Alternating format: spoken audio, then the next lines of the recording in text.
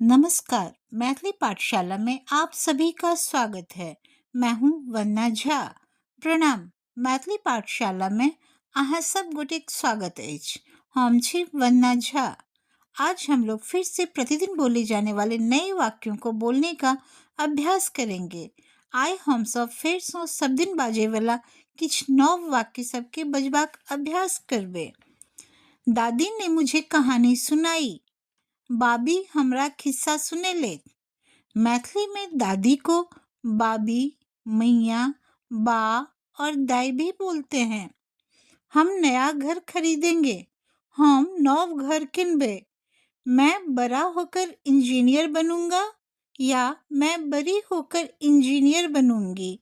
हम पैघ भकर इंजीनियर बनबे। हम शाम को घूमने जाते हैं। हम सब साँझ में घूमो जाए छिए।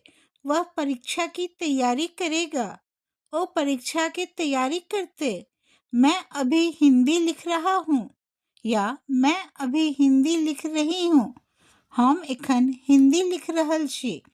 मैं अभी मैथिली बोल रही हूँ या मैं अभी मैथिली बोल रहा हूँ। हम एखन मैथिली बाज रहल छी। पापा कल गांव जाएंगे। पापा कल गांव जेथिन। आज बस इतना ही। फिर अगले अध्याय में। आए बस इतबे।